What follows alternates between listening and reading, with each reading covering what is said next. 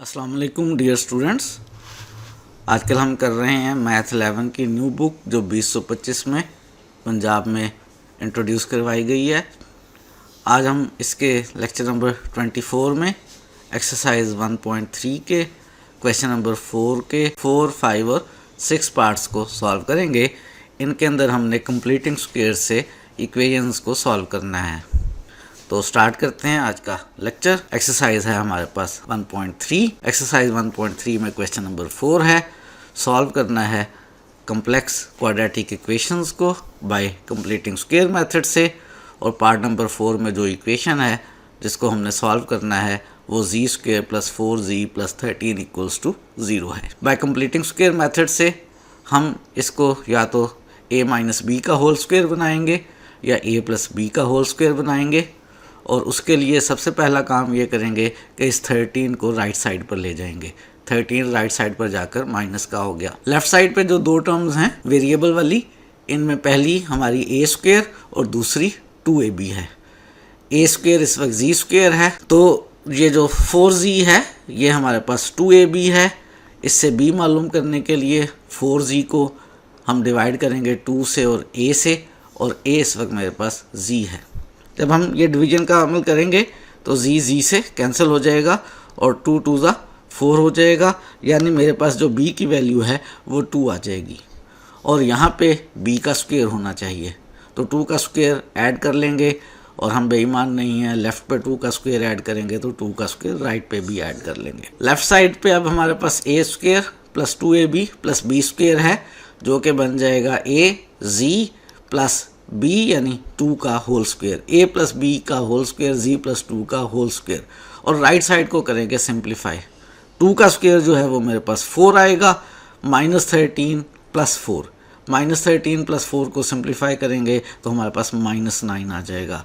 Right side simplify होके -9 आ गई। और जब इक्वेशन में एक तरफ वेरिएबल का स्क्वायर और एक तरफ कांस्टेंट हो और उसमें से वेरिएबल मालूम करना हो तो उसके लिए दोनों तरफ स्क्वायर रूट ले लिया करते हैं। और जब भी स्क्वायर रूट लिया करते हैं तो हमारे पास प्लस माइनस आ जाया करता है। तो स्क्वायर रूट ले लिया दोनों साइड्स पर, हमारे पास प्लस माइनस आ गया। लेफ्ट साइड पे स्क्वायर और स्क्वायर रूट एक दूसरे को कैंसिल कर देंगे, z + 2 आ जाएगा। राइट साइड पे ये जो माइनस का स्क्वायर रूट है, हमें मालूम है कि -1 का स्क्वायर रूट आयोटा होता है, तो ये माइनस का स्क्वायर रूट आयोटा में तब्दील हो जाएगा और 9 का स्क्वायर रूट सॉल्व होकर 3 आ जाएगा। हमें मालूम करना है z। कैसे मालूम करें? बिल्कुल सही सोच रहे हैं, बहुत आसान काम बाकी रह गया है। ये जो 2 है इक्वेशन में, लेफ़्ट साइड पे इसको राइट पर शिफ्ट कर लेते हैं। ये राइट पर शिफ्ट होगा तो माइनस का 2 हो जाएगा और राइट साइड पर पहले से मौजूद है +-3 आयोटा। जी के आंसर्स आ गए हैं, सॉल्यूशंस आ गए हैं। एक सॉल्यूशन आया है -2 + 3 आयोटा और दूसरा सॉल्यूशन आया है -2 - 3 आयोटा। क्वेश्चन में कहा यह गया था कि इस क्वाड्रेटिक इक्वेशन को सॉल्व करें कंप्लीटिंग स्क्वायर मेथड से, और हमने सॉल्व कर लिया। बहुत आसान काम है। आज का लेक्चर भी बहुत आसान है। इसी तरह से हमने इसके 2 पार्ट्स और करने हैं। एक्सरसाइज 1.3 ही है, क्वेश्चन नंबर 4 है और पार्ट नंबर 5 है। हमने इस दफ़ा कंप्लीटिंग स्क्वायर से सॉल्व करना है 2z² + 6z + 9 = 0 को। इस दफ़ा हमारे पास जो z² है उसके साथ 2 मल्टीप्लाई हो रहा है। जो फर्स्ट टर्म है वो मुकम्मल स्क्वायर नहीं है। हमने 2 पार्ट्स पहले सॉल्व किए थे। पार्ट नंबर 1 में 2z² था, हमने इसमें पहली टर्म को मुकम्मल स्क्वायर बनाने के लिए 2 से डिवाइड कर लिया था। और हमने पार्ट नंबर 3 सॉल्व किया था जिसमें फर्स्ट टर्म 3z² थी और पहली टर्म को स्क्वायर बनाने के लिए हमने इस इक्वेशन को 3 से मल्टीप्लाई कर लिया था। ये 2 मेथड्स हैं। इन 2 मेथड्स में से जो भी मेथड करना चाहें आपकी अपनी मर्ज़ी है। जब हमने पार्ट 1 किया था तो हमारे पास राइट साइड पे जो सिंप्लीफिकेशन आई थी वो फ्रैक्शन वाली टर्म्स को प्लस माइनस करना पड़ा था।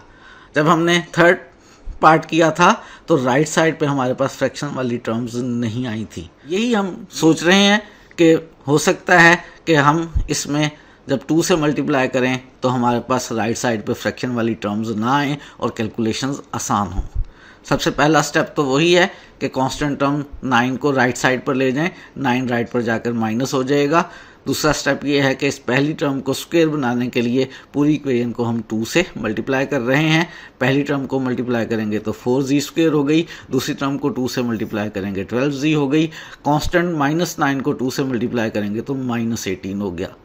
अब हमारे पास पहली टर्म जो है 4z², ये 2z का होल स्क्वायर है, बाकी सारी टर्म्स एज इट इज़। और ये जो 12z है ये 2ab है। 12z से 2ab से हम b मालूम करेंगे। और क्या तरीका होगा कि ये जो 2ab यानी हमारे पास 12z है, इसको डिवाइड करेंगे 2 से और a से। a मेरे पास इस वक्त 2z है, 2z का स्क्वायर है पहली टर्म, तो a 2z है। तो 12z को मैंने 2 और a यानी 2z से डिवाइड किया, z से कैंसिल हो गया, 2 6 ज़ा 12 और एक दफ़ा फिर 2 से कैंसिल कर दें तो 2 3 ज़ा 6। मेरे पास b की वैल्यू जो है वो 3 आ गई। यहाँ पे क्या होना चाहिए, यहाँ पे b का स्क्वायर होना चाहिए। तो 3 का स्क्वायर इक्वेशन में दोनों साइड्स पर ऐड कर लिया। लेफ्ट साइड बन गई है a² plus 2ab plus b²। तो a² plus 2ab plus b² बन जाया करता है a प्लस b का होल स्क्वायर। ये बन जाएगी 2z a प्लस b यानी 3 का होल स्क्वायर। और राइट साइड पे इन दोनों टर्म्स को करेंगे सिंप्लीफाई।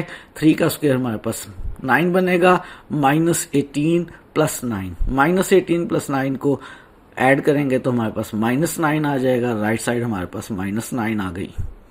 अब तो वही काम बचा है क्या कि लेफ्ट साइड पे वेरिएबल का स्क्वायर है, राइट साइड पे कांस्टेंट है। वेरिएबल मालूम करने के लिए दोनों साइड्स पर स्क्वायर रूट ले लें, प्लस माइनस आ जाएगा। लेफ्ट साइड पे स्क्वायर और स्क्वायर रूट कैंसिल हो जाएंगे, 2z प्लस 3 आ गया। राइट साइड पे जो माइनस का स्क्वायर रूट है, -1 का स्क्वायर रूट चूंकि आयोटा होता है तो राइट साइड पे माइनस का स्क्वायर रूट आयोटा में चेंज हो जाएगा और 9 का स्क्वायर रूट 3 आ गया। z मालूम करना है, लेफ्ट पे जो 3 है इसको राइट पर ले जाते हैं, ये राइट पर जाकर -3 हो गया। राइट साइड पर पहले से मौजूद है +-3 आयोटा। z मालूम करना है, पूरी इक्वेशन को 2 से डिवाइड कर देते हैं, लेफ्ट साइड पे z आ जाएगा और राइट साइड पे -3 को 2 से डिवाइड करेंगे, -3/2 आ गया। सेकेंड टर्म को 2 से डिवाइड करेंगे तो +-3/2 आयोटा आ गया। z की 2 वैल्यूज आ गई। यही काम हमने करना था। एक दफ़ा प्लस के साथ है और एक दफ़ा माइनस के साथ है, तो z की एक वैल्यू -3/2 +3/2 आयोटा है और दूसरी वैल्यू -3/2 -3/2 आयोटा है। यही काम हम करना चाहते थे, हमने कर लिया। मैथ के अंदर हम जो भी चाहते हैं वो कर लेते हैं। आम जिंदगी में हम बहुत सारी चीज़ें हैं जो चाहते हैं और नहीं कर पाते हैं, लेकिन मैथ के अंदर मैं आपकी हेल्प कर रहा हूँ और उस हेल्प की बदौलत आप एक्सरसाइज का जो भी क्वेश्चन हल करना चाहते हैं वो हल हो जाता है। इंशाल्लाह इसी तरह से हम करते रहेंगे। एक पार्ट और कर लेते हैं आज के लेक्चर में। एक्सरसाइज 1.3 में ही हमारे पास क्वेश्चन 4 का पार्ट नंबर 6 है। हमने कंप्लीटिंग स्क्वायर से सॉल्व करना है 3z² - 5z + 7 = 0 को। सबसे पहला स्टेप, जो कांस्टेंट 7 है उसको राइट साइड पर ले जाएं, माइनस का 7 हो जाएगा। दूसरा स्टेप, पहली टर्म को स्क्वायर बनाएं 3 से मल्टीप्लाई करके या डिवाइड करके। हमने डिसाइड किया है कि मल्टीप्लाई कर लिया करेंगे, तो 3 से मल्टीप्लाई कर लेते हैं। पहली टर्म 9z² हो गई। दूसरी टर्म में जब हम -5z को 3 से मल्टीप्लाई करेंगे तो -15z हो गया। राइट साइड पे -7 को 3 से मल्टीप्लाई करेंगे तो -21 हो गया। ये जो 9z² है ये मेरे पास 3z का होल स्क्वायर है और -15z जो है ये मेरे पास 2ab है। 15z ये जो 2ab है इसको हम डिवाइड करते हैं b मालूम करने के लिए 2 से और a से, और a मेरे पास इस वक्त 3z है। जब हम 15z को 2 × 3z से डिवाइड करेंगे तो z से कैंसिल हो जाएगा। 3 5 ज़ा 15, मज़ीद कैंसिलेशन मुमकिन नहीं है, तो हमारे पास b की वैल्यू 5/2 आ गई। इससे पहले हमने जो 2 पार्ट्स किए थे जिनमें हमने मल्टीप्लाई करके पहली टर्म को स्क्वायर बनाया था, उनमें हमारे पास b फ्रैक्शन में नहीं आया था, लेकिन इस दफ़ा b फ्रैक्शन में आ गया है।